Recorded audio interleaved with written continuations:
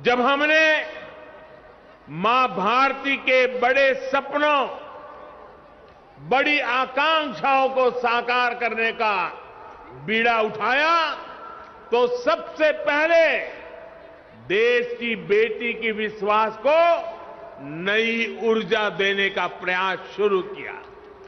इसलिए हमने बेटी के जन्म से लेकर जीवन के चक्र में हर अवस्था में महिलाओं को सशक्त करने के लिए योजनाएं बनाई, अभियान चलाए। साथियों, बेटियां कोख में ही ना मरी जाएं, वो जन्म लें, इसके लिए हमने बेटी बचाओ बेटी पढ़ाओ अभियान के माध्यम से समाज की चेतना को जगाने का प्रयास किया। आज परिणाम यह है कि देश के अनेक राज्यों में बेटियों की संख्या में बहुत वृद्धि हुई है। प्रसव के बाद भी बिना चिंता के अपने बच्चे की शुरुआती देखरेख करते हुए मां अपना काम जारी रख सके, इसके लिए महिलाओं की छुट्टी को 6 महीने किया गया है। साथियों, गर्भावस्था के दौरान गरीब परिवारों में मातृ स्वास्थ्य चिंता का एक बहुत बड़ा कारण रहा है। इसलिए हमने गर्भवती महिलाओं के टीकाकरण, अस्पतालों में डिलीवरी और गर्भावस्था के दौरान पोषण पर विशेष ध्यान दिया। प्रधानमंत्री मातृ वंदना योजना के तहत गर्भावस्था के दौरान 5,000 रुपये महिलाओं के बैंक खाते में जमा किए जाते हैं, ताकि वो उचित खान पान का ध्यान रख सके। अभी तक 2 करोड़ से ज्यादा बहनों को लगभग 10,000 करोड़ रुपए दिए जा चुके हैं। साथियों, बेटियां ठीक से पढ़ाई कर सकें, उनको स्कूल बीच में ना छोड़ना पड़े, इस पर भी हमने लगातार काम किया है।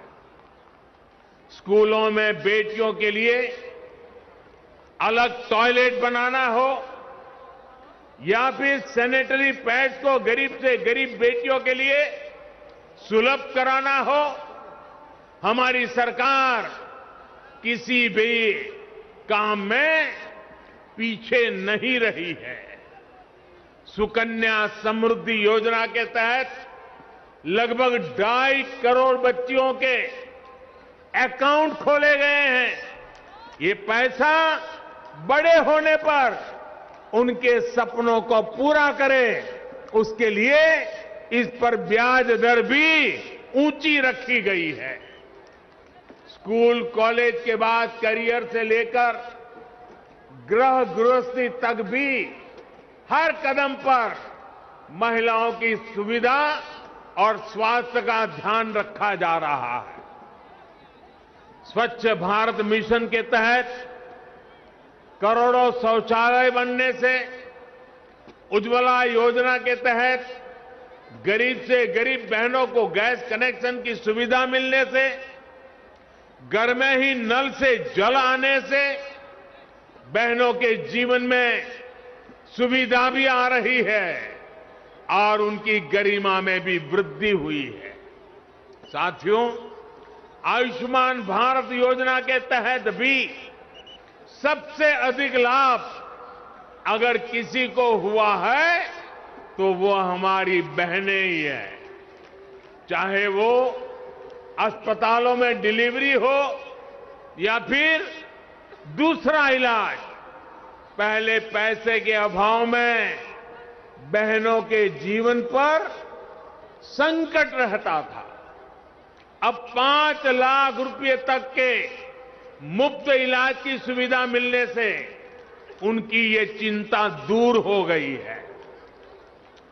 माताओं बहनों, भारतीय समाज में हमेशा से माताओं बहनों को सर्वोपरि दर्जा दिया गया है, लेकिन आज एक सच्चाई की तरफ भी मैं आपका, पूरे देश का ध्यान दिलाना चाहता हूं। हमारे यहां परंपरा से सदियों तक, दशकों तक ऐसी व्यवस्था रही कि घर और घर की हर संपत्ति को केवल पुरुषों को ही अधिकार समझा जाने लगा। घर है तो किसके नाम? पुरुषों के नाम। खेत है तो किसके नाम? पुरुषों के नाम। नौकरी दुकान पर किसका हक? पुरुषों का। आज हमारी सरकार की योजनाएं इस असमानता को दूर कर रही है। प्रधानमंत्री आवास योजना इसका सबसे बड़ा उदाहरण है। प्रधानमंत्री आवास योजना के तहत जो घर दिए जा रहे हैं वो प्राथमिकता के आधार पर महिलाओं के ही नाम से बन रहे हैं। अगर मैं यूपी की ही बात करूं तो यूपी में 30 लाख से अधिक घर पीएम आवास योजना के बनाए गए हैं। इनमें से करीब 25 लाख घरों की रजिस्ट्री में महिलाओं का ही नाम है।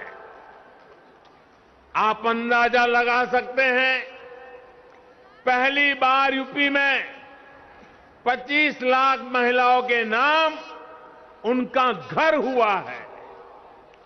जिन घरों में पीढ़ियों से किसी महिला के नाम पर कोई संपत्ति नहीं थी, आज वो पूरे के पूरे घर किसी महिला के ही नाम है।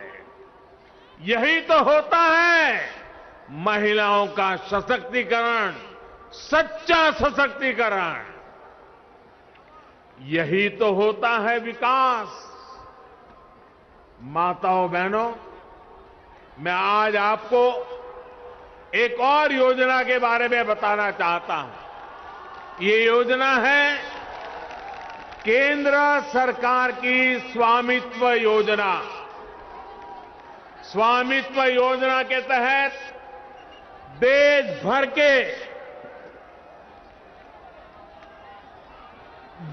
भर के गांवों में घरों को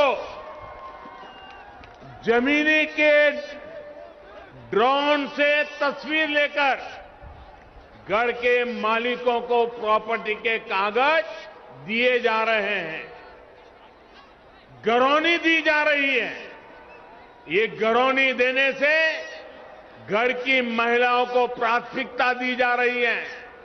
अगले कुछ वर्षों में उत्तर प्रदेश के गांव में योगी जी की सरकार हर घर की मैपिंग कराकर ऐसे ही घरौनी देने का काम पूरा कर लेगी। फिर जो बने हुए घर है उनके कागज में भी घर की महिलाओं का नाम होगा, घर की माताओं का नाम होगा। साथियों, रोजगार के लिए, परिवार की आमदनी बढ़ाने के लिए जो योजनाएं देश चला रहा है उसमें भी महिलाओं को बराबर का भागीदार बनाया जा रहा है। मुद्रा योजना आज गांव-गांव में गरीब परिवारों से भी नई महिला उद्यमियों को प्रोत्साहित कर रही है। इस योजना के तहत मिले कुल ऋण में से लगभग 70% महिलाओं को दिए गए हैं। दीनदयाल अंत्योदय योजना के जरिए भी देश भर में महिलाओं को सेल्फ हेल्प ग्रुप की और ग्रामीण संगठनों से जोड़ा जा रहा है। महिला स्वयं सहायता समूह की बहनों को तो मैं आत्मनिर्भर भारत की चैंपियन मानता हूं। मैं स्वयं सहायता समूह असल में राष्ट्र सहायता समूह है।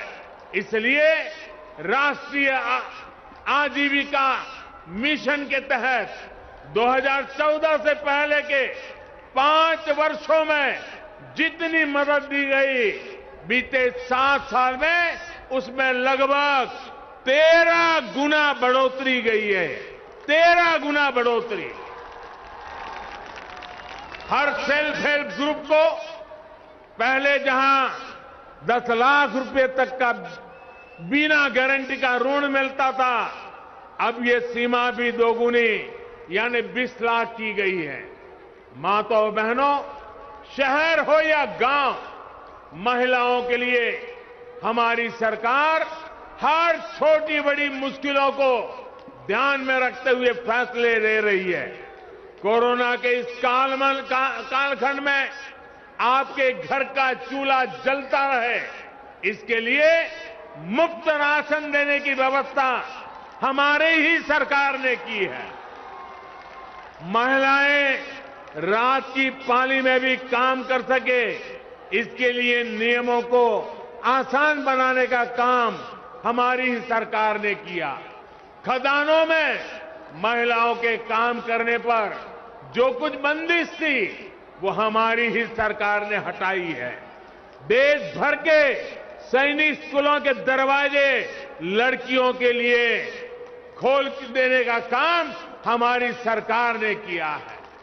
रेप जैसे संगीन अपराधों की तेजी से सुनवाई के लिए हमारी सरकार देश भर में करीब 700 फास्ट ट्रैक कोर्ट स्थापित कर चुकी है।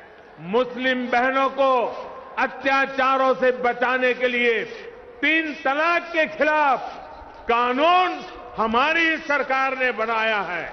साथियों, बिना किसी भेदभाव, बिना किसी पक्षपात, डबल इंजन की सरकार बेटियों के भविष्य को सशक्त करने के लिए निरंतर काम कर रही है।